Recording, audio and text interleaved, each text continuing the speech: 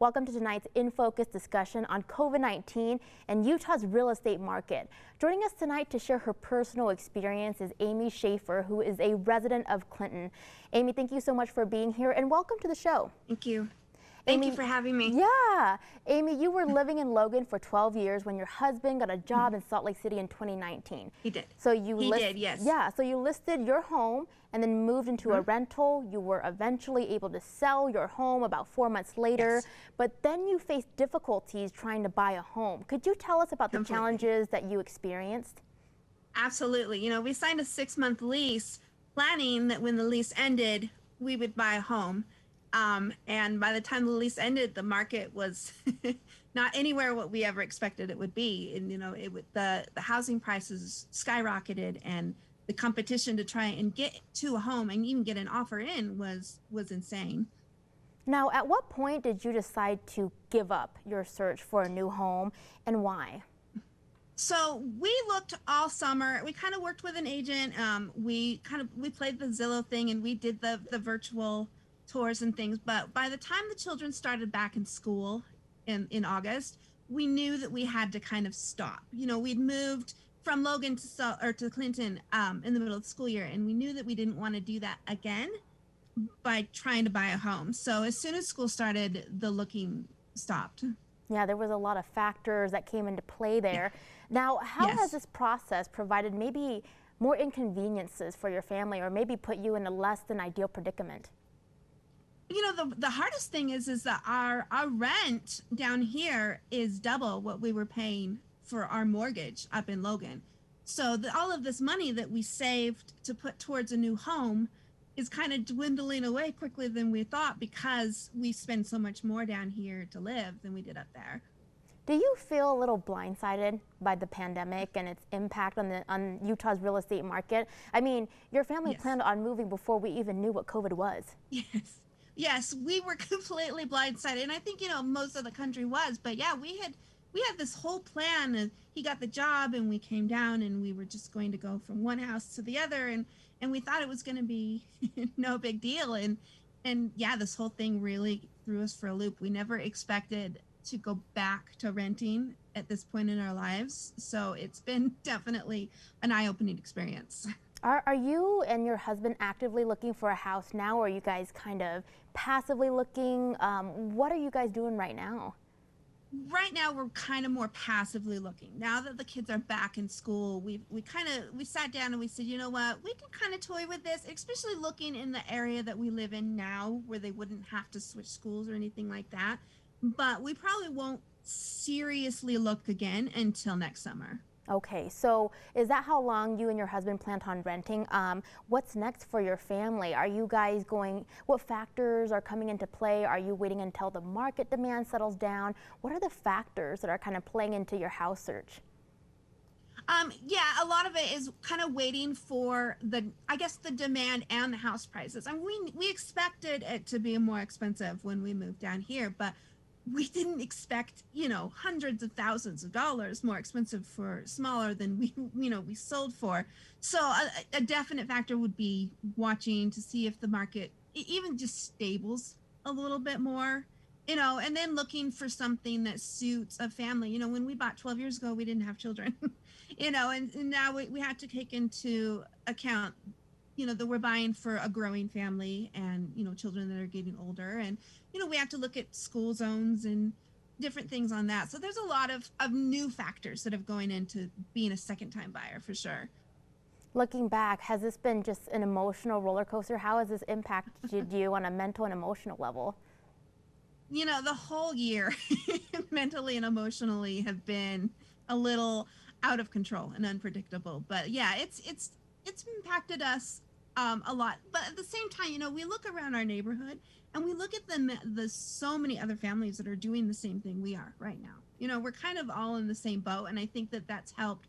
You know, we have somebody to lay back on, and to, you know, somebody who understands. But it's emotionally and physically and everywhere, it's definitely, we've been all over the place this year. Yeah, it just goes to show you just can't predict what will happen with the market. All right, you've been hearing from Amy Shaffer, who is a resident of Clinton. Amy, thank you so much for sharing your personal experience with us. We wish you the best of luck in the search for your next home. We are nearly 1,000 active listings below where we were last year. The pent-up demand allows this. There's just very little choice for buyers. That was Ron Snow, principal broker for RE/MAX, back in April, talking about the scarce availability of real estate listings this year. The COVID-19 pandemic boosted the market for those looking to sell their homes, but it's provided challenges for buyers looking to purchase new property. Thanks for staying with us for our second In Focus discussion tonight on COVID-19 and Utah's real estate market. Joining us live in studio tonight is Tracy Thomas, associate broker for Urban Utah Homes and Estates. Tracy, thank you so much for being here tonight. We're excited to have you. Thank you. Tracy, let's start with the beginning of the pandemic, when all of us were trying to navigate foreign territory. What were the protocols or shifts that were put into place to keep both sellers and buyers safe? Absolutely. We were finding ourselves in a whole new territory. And we really had to start thinking outside of the box. So one of the first things we did is make buyers comfortable while perhaps showing them houses online or showing them houses through FaceTime, through Zoom, through Skype. So they would be in the safety of their own home, and I would be in a house showing them the different aspects of each house. So this gave them the comfort to remain safe, and yet I could slowly show them the house. So if they wanted to look at a specific, how big is the pantry? How big is the garage? I could certainly do that for them. Then we had to perhaps put people back in the homes. So we would have people, of course, masking up. And what I would do with my buyers is I would ask them not to touch anything in the home. We would make an appointment to see the home, and they would use me to open all of the doors, to open a garage door. So that's what I was there for, and I would certainly do that with a mask on and also with a Clorox wipe so that I'm leaving a germ-free surface behind. Now, you have clients who are both buyers and sellers in Utah. How differently did the pandemic impact each of these groups? Oh my goodness, so differently. These sellers have to adjust to having people inside their homes during a pandemic. And how we're keeping them safe is we're asking them to leave all of the lights on. We're also asking them to open all of the doors or leave the doors ajar. This makes it a little bit easier for buyers to go through the home without touching anything. We're also asking them to schedule their showings in 30-minute increments so that we don't have more than one group in a home at the same time. So that was one of the things that we could do for the sellers to keep them safe. So with the buyers, oh my goodness, with the inventory level that we currently have, really the buyers have to get out and they have to see everything. So if a house is available at 8 o'clock in the morning, we have no guarantee that it will be available the following day. So they need to get out, they need to see everything within their search, and they need to be willing to write an offer. And we're finding a lot of properties have multiple offers, and they'll have multiple offers within 1 or 2 days. So it sounds like that's really added to your workload and pace. Now, you've been working in this industry for 15 years. Do you ever remember a time where there was this much demand for listings in the market? No, I truly can't. We have a very low inventory level right now, as I think we've mentioned a couple times. And Utah's a great place to live. People are coming in from all over the country, all over the world. We no longer have to live next to our office building. We can home office. So we have a lot of people coming in, but it's challenging to find homes, but I think we're up to the challenge. Now, Tracy, what are some tips that you would have for buyers who are trying to navigate this very competitive market right now and can have kind of a frustrating experience? Yes, it is frustrating. First thing is see everything. if something comes on the market at 8 o'clock in the morning, be ready to go out and see it that evening or on your lunch hour. And maybe expand your parameters a little bit. So, and once you're ready to write that offer, write it immediately. Be ready for that next action step. And as I said, we have multiple offers on many homes. So be willing to perhaps write an offer that is above the purchase price. And that's how you may write that winning offer. All right, it's really persistence, right? Yes. And just being on your feet.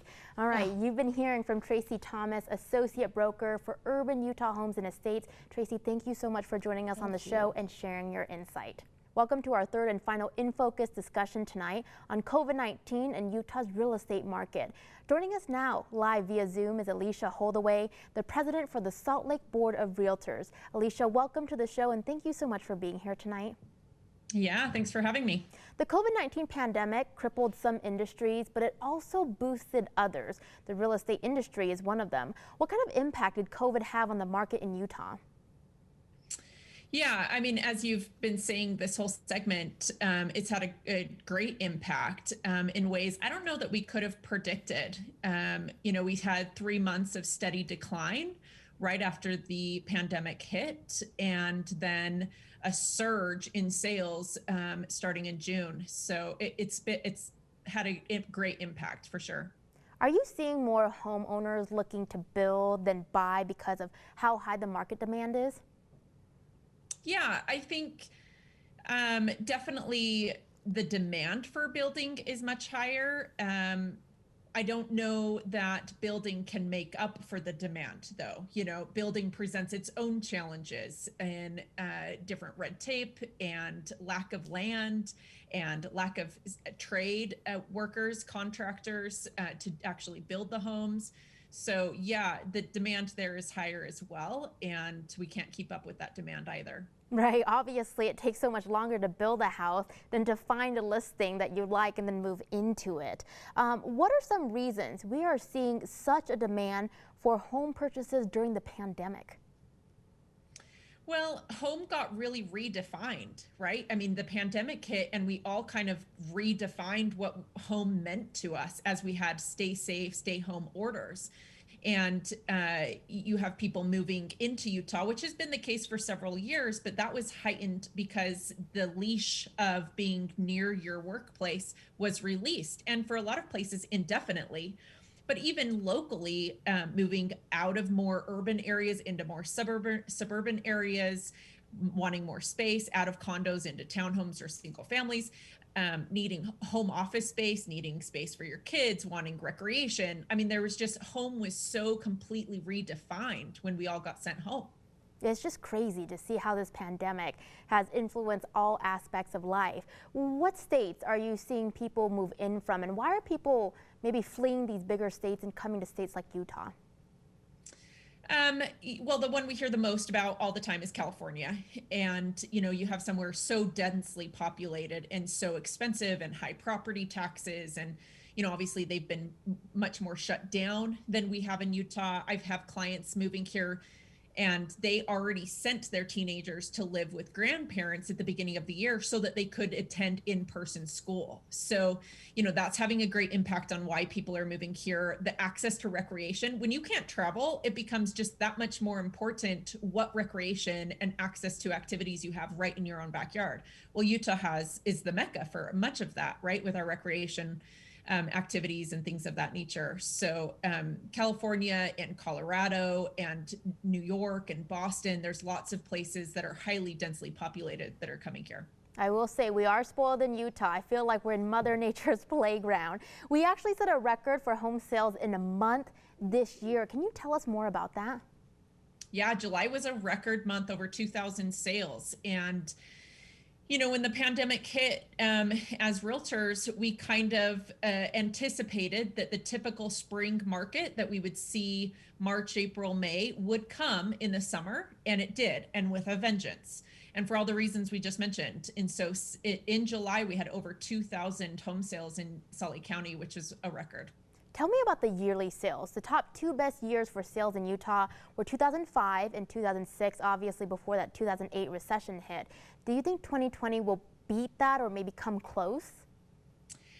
We'll end up in third place, for the record, I believe. It's funny because 2018 was the third place record, and then 2019 was the record, and now 2020, I believe, is going to beat that. We're just shy of 18,500 home sales, and 2005 and 6 were just shy of 19,000. So it's close. It's not far off. Any idea if other states are seeing this kind of market trend that we're seeing in Utah? Yeah, it's national. I mean, when have we ever, in my lifetime, and certainly in most of our lifetimes, we haven't dealt with something that has been so global, right? Across the entire globe, we're all dealing with this pandemic. And certainly across the nation, like I said, when your home and the 4 walls that you live in get totally redefined and what that means to you and the priorities that means, that's not unique to Utah. So whether it's because people are leaving and fleeing the state or coming into the state, real estate has been at the top of people's mind.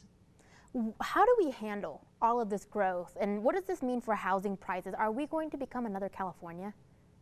If I had $1 for every time somebody asked me that question, I don't believe so. And it depends on what you're referring to. You know, if you look at the valley that we're in the bowl, you know, we're landlocked by mountains, right? And if you look at San Francisco, you know, they ran out of land to build on, and hence where they went in their market. Well, we're running out of land to build on, and you can't get more of it. And so, but I believe, you know, when people ask that question, I think it's coming with a sentiment of, are we going to lose our quality of life? Are we going to lose the things that are so important to us as Utahns that we've really held dear for so many years? I don't believe so. I think that our values as family and, you know, we have the top homeownership rate in the country, the recreation, the quality of life, our business friendly taxes.